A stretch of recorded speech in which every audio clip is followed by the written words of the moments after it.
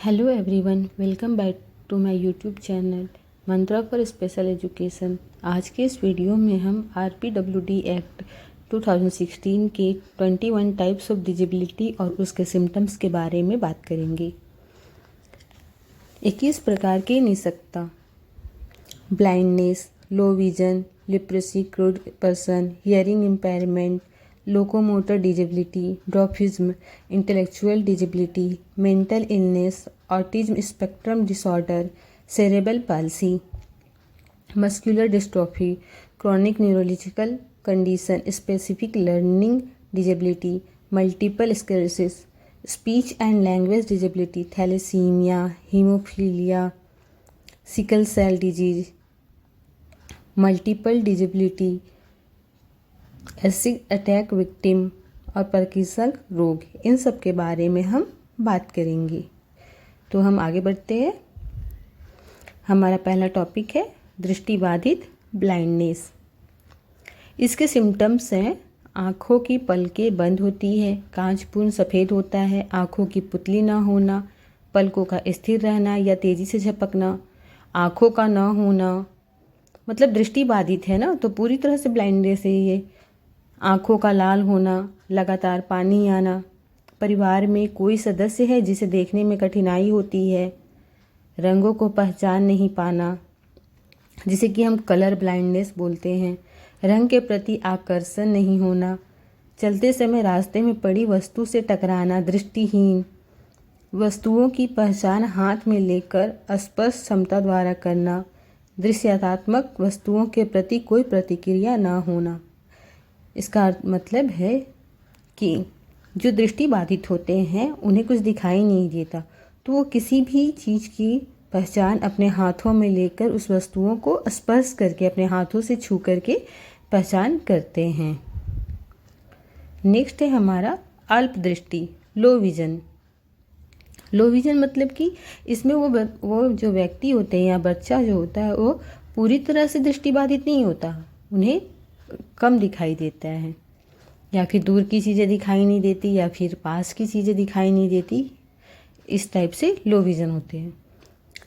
बालक अपनी आँखों को बहुत ज़्यादा मलता है, एक आँख को ढक लेता है एवं सिर आगे की तरफ झुकाता है, पुस्तक को बहुत नज़दीक से पढ़ता है, पलकों को सामान्य से ज़्यादा झपकाता है, आँखों में तिरछापन होना, पलकों पर अत्यधिक सूजन का आना, आँखें अत्यधिक लाल होना, आँख की पुतलियों का आकार सामान्य से कम होना, रास्ते का सही अनुसरण नहीं कर पाना, प्रकाश के प्रति अति संवेदनशील होना, सिर दर्द की लगातार शिकायत करना, कम दिखता है, जैसे कि 60 वर्ष से कम आयु के जो है उन्हें कम दिखाई देती है, उन्हें लो विज़न कहा जा सकता है।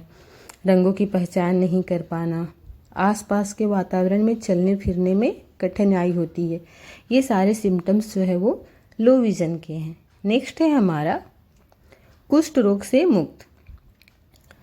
हाथ पैर या अंगुलियों में विकृति या टेढ़ापन होना, शरीर की त्वचा पर रंगहीन धब्बे हैं, हाथ पैर या उंगलियां सुन्न हो जाती है यानी लॉस ऑफ सेंसेशन, चेहरे का आकार विकृत हो जाता है। ये सारे जो है लिप्रेसी कर्व के अंदर आते हैं। नेक्स्ट है हमारा श्रवण बाधित, हियरिंग इम्पेयरमेंट। बच्चा ऊंची आवाज़ में बोलता है या बिल्कुल धीरे बोलता है, टीवी रेडियो की आवाज़ अत्यधिक रखता है, बच्चों में ध्यान एवं एकाग्रता में कमी होती है, बच्चा सुनने के लिए आवाज़ की तरफ कान घुमाता है, बच्चे पराया निर्देशों को समझ नहीं पाते हैं, बच्चे श्रुतिलेख सही प्रकार से लिख नहीं पाते हैं, बच्चे कक्षा में शांत बैठे रहते हैं, बालक के कान में दर्द होता है एवं कान से द्रव रिसता है। जो बच्चे को सुनाई नहीं देगा तो वो कक्षा में शांति बैठे रहेंगे, क्योंकि उन्हें सुनाई नहीं दे रहा है तो वो क्या बोलेंगे। इसलिए ये सारे जो है श्रवण बाधित के अंतर्गत आते हैं। परिवार के किसी भी सदस्य को बहरापन अथवा सुनाई में कठिनाई होती है, बहरापन, ऊंचा सुनना या कम सुनना, 60 dB से 70 dB हार्ड ऑफ हियरिंग, आवाज़ देने पर नाम बुलाने से कोई प्रतिक्रिया व्यक्त नहीं करना, अगर उसको सुनाई ही नहीं देगा तो वो रिएक्ट कहाँ से करेगा। ताली, घंटी, घुंघरू की आवाज़ पर कोई प्रतिक्रिया नहीं करता है, इशारों में बातें करता है, सांकेतिक भाषा का प्रयोग करता है। नेक्स्ट है लोकोमोटर डिजेबिलिटी। व्यक्ति को हाथ, पैर अथवा दोनों की निःशक्तता होती है। लकवा है, हाथ या पैर कट गया है, पोलियो से ग्रसित है। शरीर की गति, बॉडी मूवमेंट एवं मांसपेशियों में समन्वय में कमी दिखाई देती है। ये सारे लोकोमोटर डिजेबिलिटी के सिम्टम्स है। नेक्स्ट है हमारा बौनापन, ड्वार्फिज्म।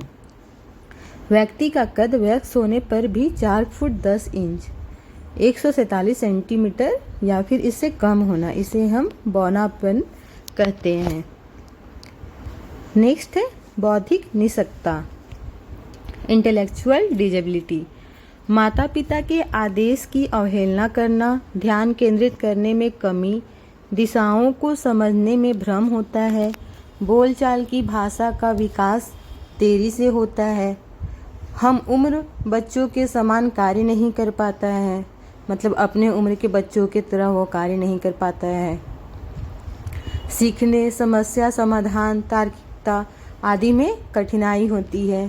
प्रतिदिन के कार्यों, सामाजिक कार्यों एवं अनुकूलन व्यवहार, लैक ऑफ एडेप्टिव बिहेवियर में कमी होती है। साथ ही साथ इनमें दैनिक जीवन की क्रियाएं जैसे कि कपड़े पहनना, बटन बंद करना, मंजन करना, खाना खाना, ये सब भी वे स्वयं नहीं कर पाते। इनके लिए भी उसे किसी की मदद चाहिए होती है।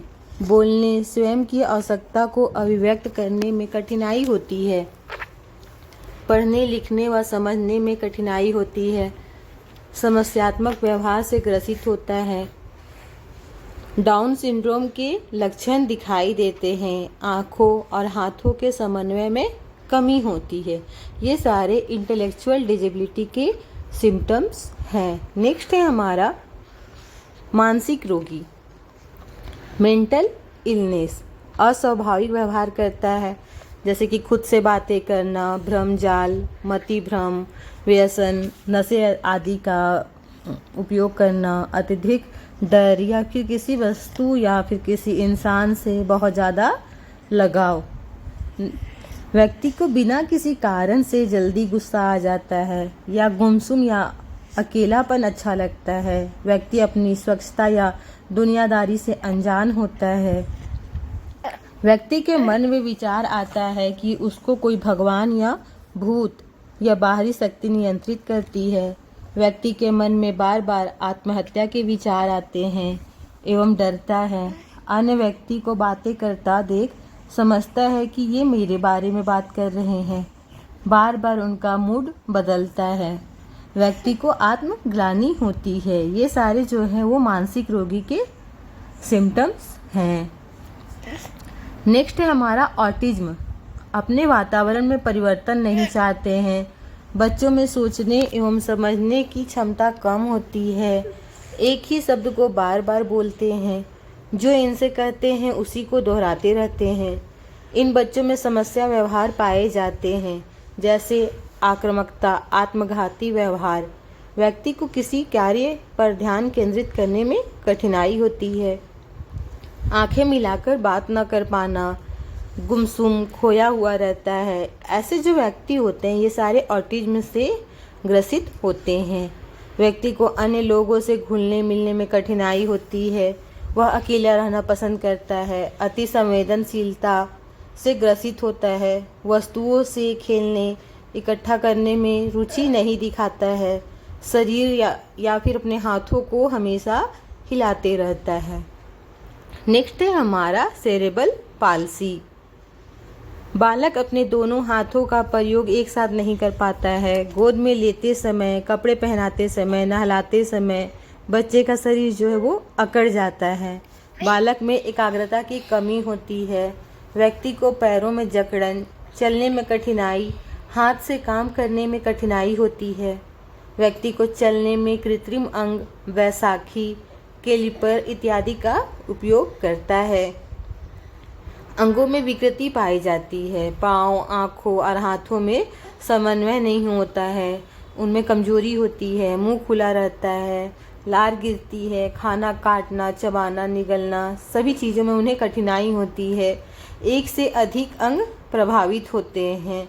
यह न्यूरोलॉजिकल स्थिति में होती है। ये सारे सेरेब्रल पाल्सी के सिम्टम्स हैं।